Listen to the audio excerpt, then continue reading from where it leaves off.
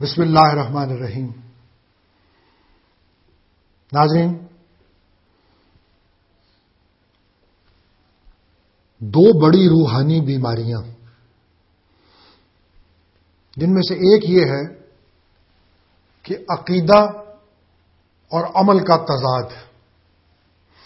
اس کا معنی یہ ہے کہ آدمی کا عقیدہ درست ہو، یعنی خیر اور شر کے درمیان حد فاصل کھینچتا ہو، لیکن اس کے اعضاء اس کے عقیدے کا ساتھ نہ دیتے ہوں۔ یہ ہے ایک روحانی بیماری، یعنی عقیدہ اور عمل کا تضاد۔ عقل یہ کہتی ہو کہ غیر کی محبت بری چیز ہے، لیکن پھر جب آدمی اپنے دل میں جھانکے تو حب مال بھی ہو، حب جاہ بھی ہو۔ عقیدہ، ذہن یہ بتاتا ہو کہ بھائی غیر کا خوف، وقت کے فرعونوں کا، وقت کے نمرودوں کا خوف دل میں نہیں ہونا چاہیے، لیکن پھر جب دل کو دیکھے تو اس پہ غیروں کا خوف طاری ہو۔ عقیدہ اور عمل کا تضاد۔ ذہن یہ کہتا ہو کہ حسد، تکبر، بغض، کینہ یہ بری چیزیں ہیں، لیکن جب جھانکے اپنے سینے میں تو انہی سانپوں کو رینگتا ہوا دیکھے۔ یہ ہے عقیدہ اور عمل کا تضاد۔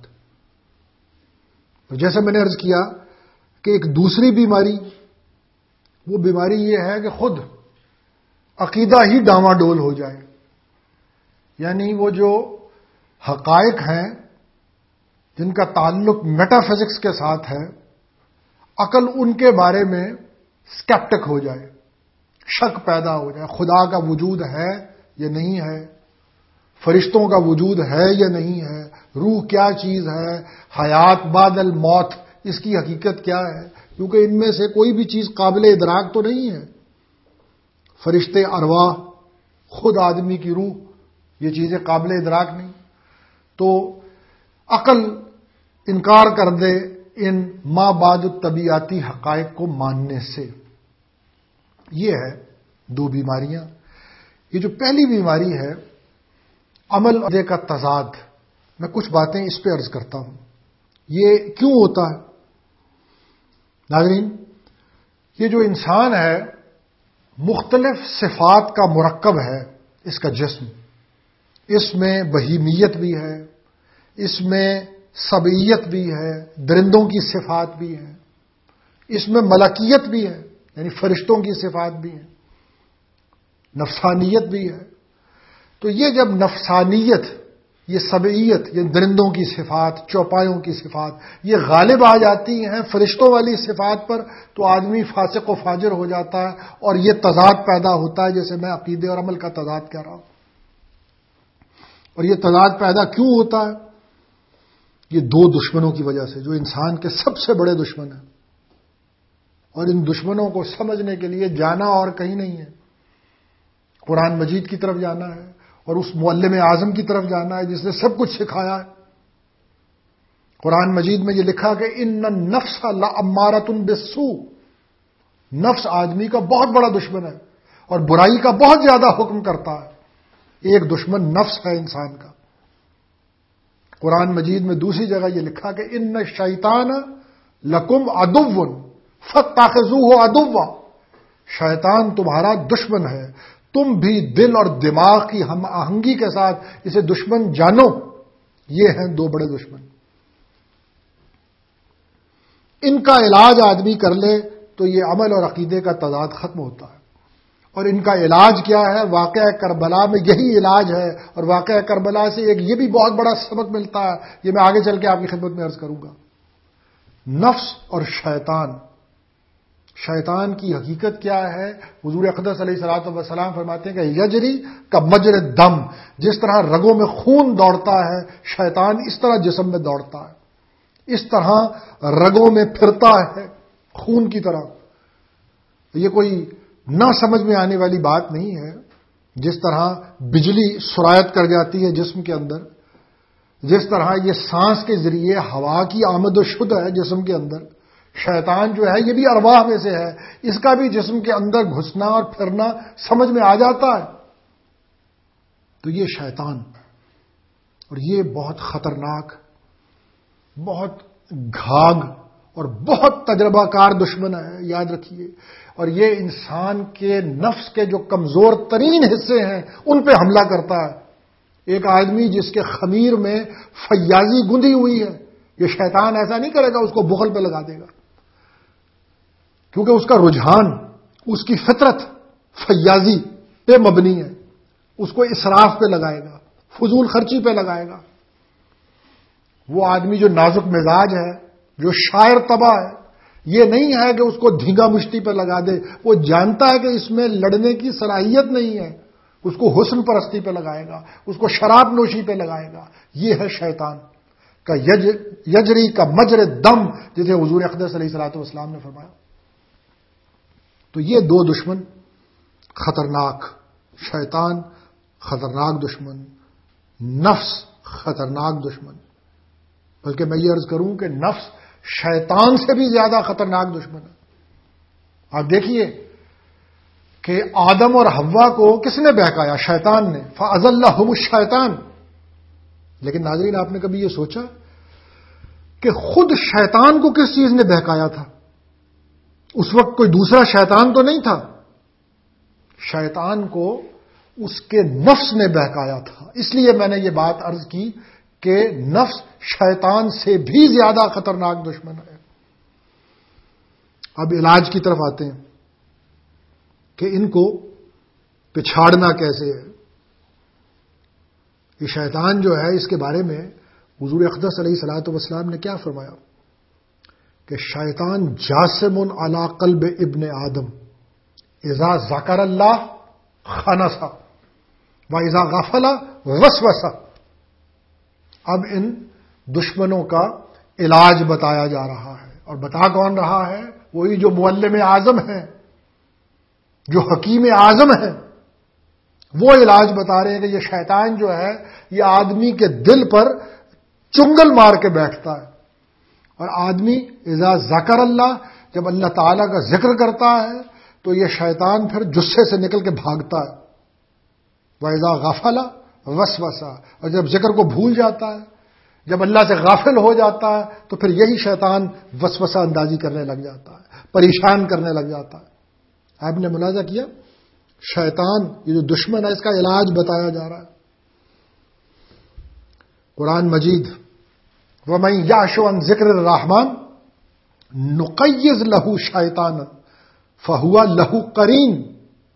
وہ جو اپنے رحم کرنے والے آقا کی یاد سے غافل ہو جاتا ہے، پھر ہم اس پر ایک شیطان مقرر کر دیتے ہیں، مسلط کر دیتے ہیں، جو اس کے ساتھ ساتھ لگا رہتا ہے.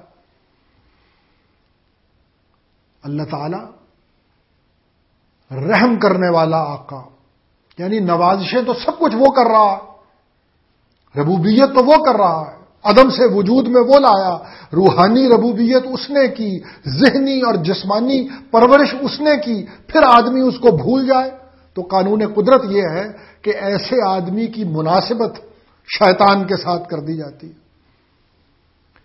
میں علاج عرض کر رہا ہوں کہ کتاب و سنت میں شیطان اس دشمن کا کیا؟ استحوذ علیہم الشیطان فانساہم ذکر اللہ. شیطان ان پہ مسلط ہوا اور ان کو اللہ کے ذکر سے غافل کر دیا، ذکر بھلا دیا خدا کا. جب دشمن قابو پاتا ہے تو سب سے پہلے وہ ہتھیار جو اس کے لیے ہلاکت آفریں ہوتے ہیں وہ چھینتا ہے. شیطان جب غلبہ پاتا ہے سب سے پہلے اللہ تعالیٰ کے ذکر سے غافل کرتا ہے، کیونکہ یہ چیز اس کے لیے ہلاکت خیز تھی. یہ علاج شیطان کا. دوسرا دشمن میں نے کیا عرض کیا تھا ناظرین؟ نفس. لکل شیء ثقالۃ. حضور اقدس علیہ الصلوۃ والسلام اب اس دوسرے دشمن کا علاج فرما رہے ہیں. لکل شیء ثقالۃ وثقالۃ القلوب ذکر اللہ. ہر شے کے لیے ایک پالش ہے، جس سے اس چیز کو صاف چمکایا جاتا ہے، پالش کیا جاتا ہے۔ تو یہ بات سن لیجئے کہ دلوں کے لیے اللہ کا ذکر وہ پالش ہے، اس سے دل سیکل ہوتے ہیں، اس سے دل چمکتے ہیں اور دمکتے ہیں۔ یعنی جتنی نفس کی بیماریاں ہیں، اللہ کے ذکر سے ان کا علاج ہوتا ہے، کیونکہ یہ دو دشمن اور ان کا علاج ذکر، اس لیے قرآن مجید نے دوام ذکر پہ زور دیا کہ اس ذکر کو مسلسل اور پہم ہونا چاہیے۔ اذا قضیتم الصلاۃ فاذکروا اللہ قیاما وقعودا وعلی جنوبکم، کہ جب نماز سے فارغ ہو جاؤ تو پھر اٹھتے بیٹھتے پھر پہلو بدلتے ہوئے اللہ کا ذکر کرو، دوام ذکر پر۔ حضور اقدس علیہ الصلوۃ والسلام سے ایک صحابی نے پوچھا تھا کہ ان شرائع الاسلام قد کثرت فاخبرنی بشیء، کہ یہ جو اسلام کے معاملات ہیں شریعت کے بہت زیادہ ہیں، آپ مجھے کوئی ایک چیز فرما دیجئے جیسے میں دستور العمل بنا لوں۔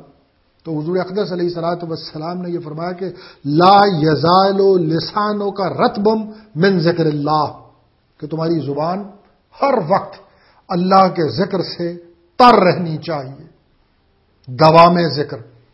یہ ہے عقیدہ و عمل میں تضاد کا علاج۔ اس سے ملکیت، فرشتوں والی صفات غالب آتی ہیں، اس سے روح کا تزکیہ ہوتا ہے، اس سے جذبات کی تطہیر ہوتی ہے۔ تو ناظرین، وہ لوگ جنہیں اللہ تعالی کی معرفت حاصل ہے وہ پل بھر کی غفلت کو بھی معصیت خیال کرتے ہیں۔ اب اگر ذہن میں یہ سوال پیدا ہو کہ یہ کیا بات ہوئی کہ یہ جو تضاد ہے عقیدہ و عمل کا ہو جائے، یہ جتنے دشمن ہیں انسان کے یہ مغلوب ہو جائیں، اور یہ سب کچھ ہو چند لفظوں کی تکرار کرنے سے، اللہ تعالیٰ کا ذکر کرنے سے۔ اس کو سمجھنے کے لیے بھی اسی دانائے سبل کے پاس چلتے ہیں، وہیں سے سمجھتے ہیں۔ ما من قوم یقعدون ویذکرون اللہ الا حفتہم الملائکہ وغشیتہم الرحمہ ونزلت علیہم السکینہ۔ حضور اقدس علیہ الصلوۃ والسلام فرماتے ہیں کہ جب کچھ لوگ بیٹھتے ہیں اور اللہ تعالیٰ کا ذکر کرتے ہیں تو پھر ہوتا کیا؟ پھر اللہ کے فرشتے انہیں گھیر لیتے ہیں، ان لوگوں کو اللہ تعالیٰ کی رحمت انہیں ڈھانپ لیتی ہے اور سکینت ان لوگوں پہ نازل ہوتی ہے۔ یہ جو رحمت کا نزول ہے، رحمت کا ڈھانپنا ہے، ناظرین یہ کیا چیز ہے رحمت؟ اس کی حقیقت کیا ہے؟ عام انسان سمجھتا ہے کہ شاید یہ کوئی ذہنی سکون ہے اللہ تعالیٰ کی رحمت۔ یہ جو رحمت ہے یہ ایک جوہر ہے، اور یہ جوہر وہ ہے کہ جس دل پر اس کا ورود ہوتا ہے، جیسے سلطان العارفین نے نور الہدیٰ میں لکھا کہ یہ وہ رحمت ہے کہ اس کا جب ورود ہوتا ہے، رحمت جب مس کرتی ہے انسان کے دل سے تو جتنی روحانی بیماریاں ہیں انہیں اچک کے لے جاتی ہے۔ یہ رحمت کا ورود یہ چیز ہے۔ تو یہ روحانی بیماریوں کی دوا ہے، اور یہ اللہ والوں کی روحانی غذا بھی ہے۔ ابھی تو یطعمنی ربی و یسقینی، جسے حضور اقدس علیہ الصلوۃ والسلام فرماتے ہیں کہ راتیں اس طرح میری گزرتی ہیں اللہ تعالیٰ کے حضور کہ وہ مجھے کھلا رہا ہوتا ہے، وہ مجھے پلا رہا ہوتا ہے۔ یہ وہی روحانی رزق ہے جسے حضور اقدس علیہ الصلوۃ والسلام نے کھلانے اور پلانے سے تعبیر کیا۔ تو یہ صرف ذہنی سکون نہیں ہے، یہ ایک جوہر ہے اللہ تعالیٰ کی رحمت کہ اس کا ورود، اس کا لمس دل کے ساتھ وہ اچکتا ہے بیماریوں کو اور دل کو صاف کر دیتا ہے، دھو دیتا ہے، سیکل کر دیتا ہے۔ تو یہ ناظرین اللہ تعالیٰ کا ذکر، یہ ہے اصل میں وہ واقعہ کربلا کا سبق